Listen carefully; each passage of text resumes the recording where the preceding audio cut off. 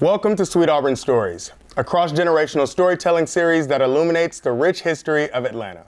I'm your host, Atlanta native, and I'm sorry. Welcome to Sweet Auburn Stories, a cross-generational storytelling series illuminating the rich history of Atlanta.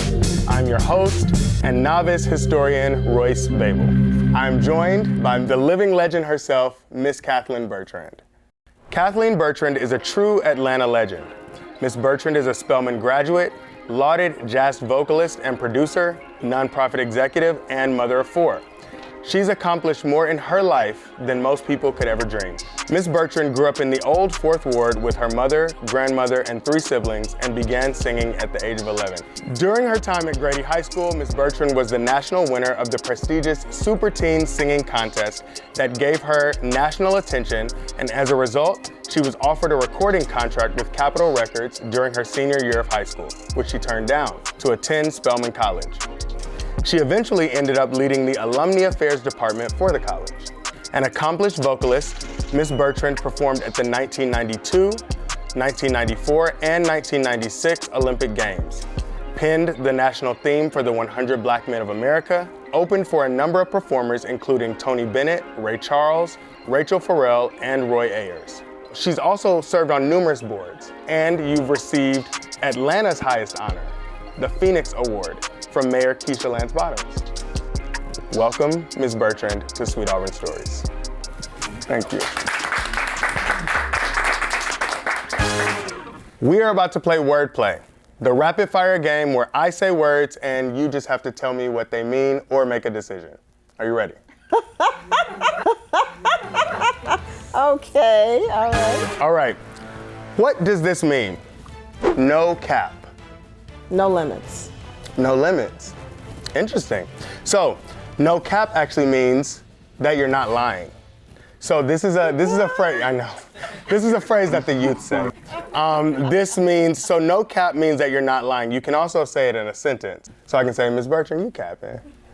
I know, okay, yeah. Expand my vocabulary. Okay, yeah, all right. East side or west side? West side. Oh, thank you. Somebody gets it. Movies or music? Music. Music? Really? Okay. The electric slide or the cha-cha slide?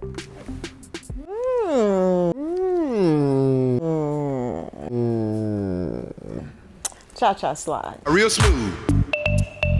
Why cha-cha? Because, I don't know, I think the electric slide is like ancient, and just like somebody's gonna pull it out, and you know, so and everybody at the drop of a dime, and it's communal and it's great. Right. Turn it up. Would you rather not be able to sing or not have a green thumb? Not have a green thumb. Music is it for you? Gotta sing. Yes. It's healing. It is. You know. I hear you don't sing around the house unless you are learning music. Yeah. Is that true? Yeah. Okay. My mom thought I couldn't sing, you know. Really? Yeah. My mom, when I won that national contest. She was like, whose daughter? Right. She said, I don't know. She said this in the newspaper, and it said, I don't know why they picked her because she can't sing. What? Your mom? The ultimate mom shade. They quoted her? Yes, they did. Oh, that's a good one. Yes, they did. Mom's still the best shade, though. Old Fourth Ward or New Fourth Ward? Old Fourth Ward, because when it was old, it really was just the Fourth Ward. Right. Now it's the old Fourth Ward. Right. It became catchy. Yeah. You know, a marketing thing, marketing phrase, the old, and it's all good. Right. But I'm just saying in the time that I grew up, 50s, 60s, right, it was just the Fourth Ward. In fact, it wasn't even the Fourth Ward, it was the Fourth Ward. The Fourth Ward. Fourth Ward. Did y'all have a... We had no hand signs, right? Okay. Well, okay. That was wordplay. What was the atmosphere like growing up? What was Atlanta like during the 50s and 60s? And really talk to me a little bit about the segregation to integration period. I remember the water fountains. One of the first words that I learned to read was white and colored. And for some reason, it just always felt like I get over on the white counter, food's going to taste better because they have better things. But once integration opened up and I could sit down at the white counter, it wasn't really that grand. I actually went back to the counter where that was the black counter in Woolworths. I remember on MARTA, it was then called the Atlanta Transit System. Oh, so there was a pre-MARTA? Yes. Okay. The Atlanta Transit System. I remember sitting in the back of the bus and not being able to sit in the front of the bus. And it came, because you're a child, you can ask the question, but nothing's going to change. And so it just becomes natural. You get on the bus and you know that you go to the back. But inside of my house, life was fine. So was your street integrated or was it primarily black? My street was primarily white when we moved on it. We were only the second black family to be on that street. That flipped over rather quickly. We moved in 1957. Yeah. And I had just started Catholic school and we moved. But by the time my brother graduated in 1959, my oldest brother from high school, it was predominantly black. Really? Yeah. Have you seen Them? Have you seen Them? Them is the name of an actual show. Oh, no. Yeah. We know that churches are a vibrant and essential part of the black community, and you went to Liberty Baptist Church. That's right. I was the person that did the Sunday announcements. Oh, okay. You know, all the churches have somebody that does this. I did. So I was the youngest person to do the announcements. And I think the thing that was really marvelous about the black churches, particularly those that were here on Auburn Avenue, is that they were so involved in the politics of the time, getting people out to vote, or when Dr. King spoke, you know, it was a really big deal even back then, because before he became so prominent around the country, everybody knew when ML was in town. That's what they called him. They called him ML, and if he came to your church to preach, you knew that was going to be a good Sunday, and you weren't going to fall asleep, because it was just going to be, you know, amazing. He would talk to people about where he was going in this very space. Yes, and WERD played, as I recall, blues. It was either gospel or blues. Blues or gospel, you know, heaven or hell, you know, pick one. What role do you think the black church plays today? Well, I think it's still a gathering place, but things are different now. And people don't depend on the church as much. They're not as involved. Or should I say some people, because there's two generations that have come behind me, and they're not so enamored of, you know, the whole get up and go to church on Sunday and stay in church for 2 hours. Because it's how you found things out, right? Like it's literally where you had to go to get your, you know, to know your directives, to know what was hot, and to get some direction. Yes. I mean, I went to church was a different experience for me because of that, because it was a place where I sang first, sang publicly, and got encouragement for that. It was a place where I had counseling with the pastor was a very kind man, Dr. Melvin Watson. And my dad was dead. So I went to Dr. Watson for all of the advice or things that you wanted to ask a dad. Dr. Watson was that person for me. So it was just a different experience for me. So I think today, many churches are working hard to be relevant to the people that live in this day and age. A lot of the leaders of the civil rights movement and other large movements, you know, that moved a great deal of people and changed thought really came from the church, because they had a base of support already, that you could, and that was your influence. You know, that's how messages spread, that's how everything spread. So you mentioned your love of singing, and you started singing at an early age 11. Well, my first question is, how do you remember the age? That was probably the age that I started singing in the junior choir at church. Okay. That's 11. Got it. So that's singing publicly. Got it, okay. That was age 11. Okay. But I was always singing in the house, and my brother used to, you know, call my mom and say, make her come out of the bathroom, because I'd give my own concerts in the bathroom. I love a good bathroom song. You know, like even today, like I like a good bathroom song. Was there one person that you credit with saying like, oh, Kathleen, you can sing?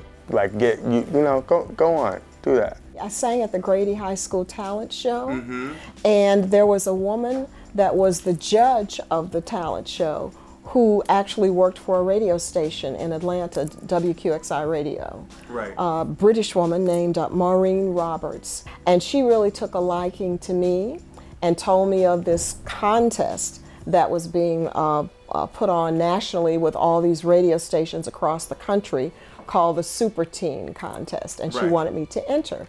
And she invited me to come to the radio station to create a tape, a demo that they could send for me entering the contest. And so I had to go to the record store and get an album of nothing but soundtracks. Right. And I found The Look of Love and something by Dionne Warwick. I can't remember what it was. And those are the songs that I say a little prayer for you. Oh. The one that we were listening to Aretha earlier. I made it to the final 9. And the 9 people that won nationally got a chance to go to Hollywood, California to compete on a television show called The Sounds of 68. What? Did that date it? What? You got all this national exposure. You won a really cool gift, a Pontiac Firebird. Customized by the George Barris. Okay. And George Barris was this guy, his whole career was on customizing cars for movies, for movie stars, etc. Tell them what was in it. On the back of my Firebird, on the back seat, was a console that had a television, a typewriter. In 68. In 68. That thing was a heavy. Typewriter. It had, what did we have back then? 8-track. Probably had an 8-track player, because way before cassettes. Yeah. And radio. And it was a lot. It was way too much to have in anybody's car. So where were the seats? So there were the 2 front. The 2 bucket seats. That's what they call them, bucket seats. The bucket seats, and that was new, Okay. Because really seats that went across the entire front of the car was more standard. So the thing that we accept as normal now were called bucket seats, the one on this side and one on that side. There's a song that has something that says "with the bucket seats." What song is that? It's a rap song. 69 cutlass with the bucket seats, with the bucket seats, with the bucket seats. I don't know. See, I wouldn't know that. After winning this contest, you go, they hear your demo, you go, you get this exposure, you win this complicated vehicle. What happened? You win the car. How did that change your life? I mean, everyone in Atlanta had to know you by this point, at least all the teenagers. And winning the contract was, important, but it wasn't something that I really wanted to pursue because I just wanted, the company wanted me to be with a gentleman here in Atlanta who was a major producer, and he had produced a group called the Atlanta Tams. He wanted me to, redo their music. What was the Atlanta Tams? For me, as a teenager, it was old. It was just old. I was in Jet Magazine, child. What? Yes. You had some really adult decisions to make quite early that were life-changing. Do I get out of high school and do something else and go the academic route, or do I do the entertainment route? My brother was at Clark College before it was Clark Atlanta University. Right. My sister had gone to Spelman. My sister-in-law went to Spelman. One of the mentors at church went to Spelman. Got it. My chaperone that went with me to California went to Spelman. Got Is there a trend here? Yeah. So I went to Spelman. Do you ever regret the decision of not taking the Capitol Records contract and going to Spelman? No, I was so young. Okay. That's no time for a teenager to, I guess you can. Yeah. There were teenage stars, but that wasn't the life I wanted to live. I wanted to be my age and live my age. I wanted to go to college and, do all the things that you do when you go to college. And after graduation, you did a brief stint in Milwaukee, which was, a quick thing. That's right. For you. Yes. And you took a job there at a company that was a manufacturing company? Yes, a multinational machinery manufacturing company. Yes. Okay. This is what I like to call the marquee moment. You know, you went to Milwaukee, you came back, you worked at Spelman, and then through your time at Spelman and through your connections at Spelman, you were able to be introduced to a gentleman named Roy Ayers. Does anybody know who Roy Ayers is? Y'all know? Y'all know? Okay, yeah. He is regarded as one of the most sampled musicians ever. So this is My Life. I'm sorry. My Life. Yeah. So I told you I wasn't encouraged to sing.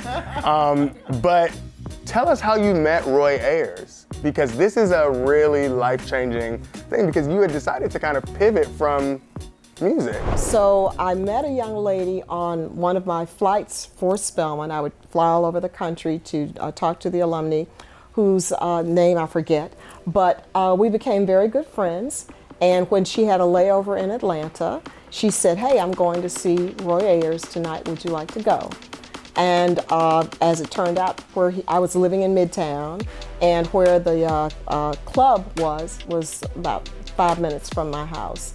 And so we went to, I think, Alex Cooley's Electric Ballroom.